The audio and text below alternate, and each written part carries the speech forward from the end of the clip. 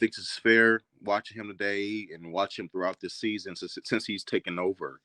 Um, this is a reality that I think that us as Michigan fans may have to face, and it's not a a diss to JJ. It's not to say it's not black or white, right?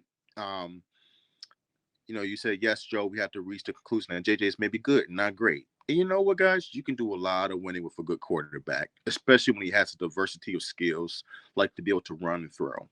You can win a lot of football games in college football with a guy like that. And that's okay. That is okay.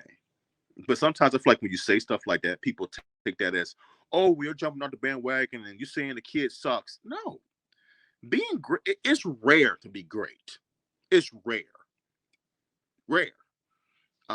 So it's okay to say, kid, yeah, he looks good. He looks good, and he can get better. But right now, he just looks good.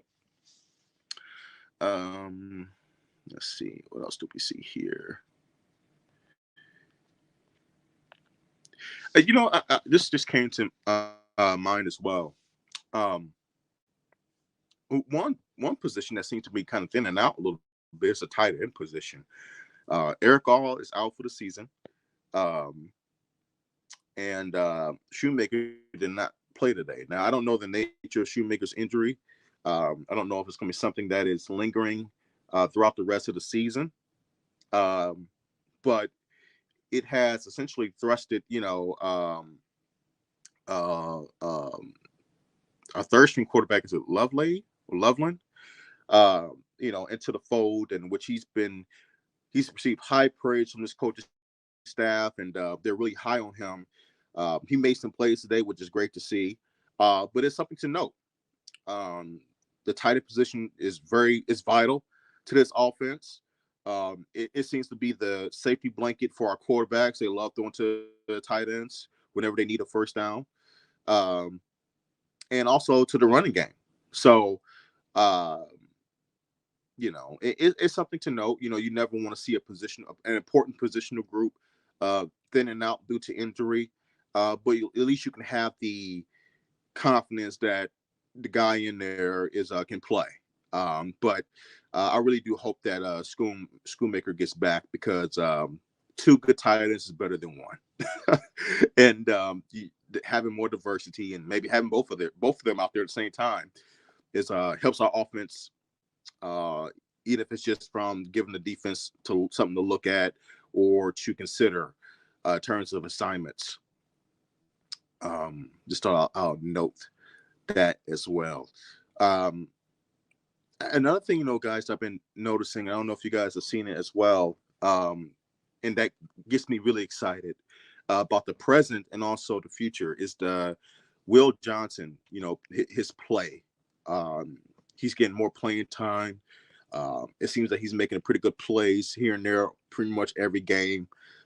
As we all know, if you don't know, he's a highly talented kid coming out of high school. I think a 5-star corner. So to see that talent get on the field and start to show itself on a consistent basis, that's really good to see, and it's going to be very, very necessary, especially versus those receivers down in Columbus.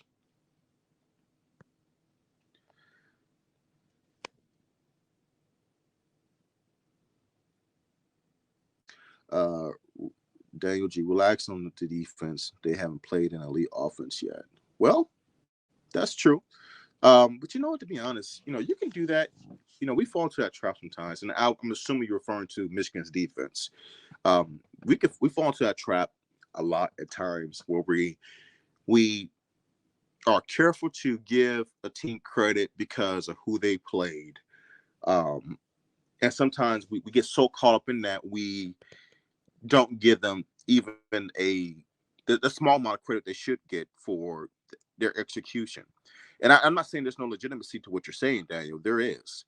But did Michigan play any elite offices, going into the Ohio State game last year? No. I won't say they did. And I think they did a pretty solid job. They did enough to help them to win the game. So um, I think the main things that you want to see is, okay, the consistent things that this Michigan defense does, can it be applicable and effective versus a better offense. And let's kind of go through the list of what this Michigan defense does consistently. They tackle well. From an assignment standpoint, it's rare where you see that they blow an assignment and a team's receiver or tight end or running back is wide open and no one's near them. So that's good. And also, I would say that their pass rush has been pretty effective, especially the later half of the season. There's no one dominant guy per se, but it's a group effort. And they do a pretty good job of hitting you in ways and pretty much hitting you with different guys that you don't really expect. So that makes you feel pretty good about, look, no, we're not going to go and shut down Ohio State's offense. That's not going to happen. They're going to score their points. But can we make it difficult at times? I believe so. I believe we could do enough. I believe our rush defense with Mason Graham and Mozzie Smith can do a good enough job to control the interior of the line of scrimmage, not allow Travion Henderson to break too many runs.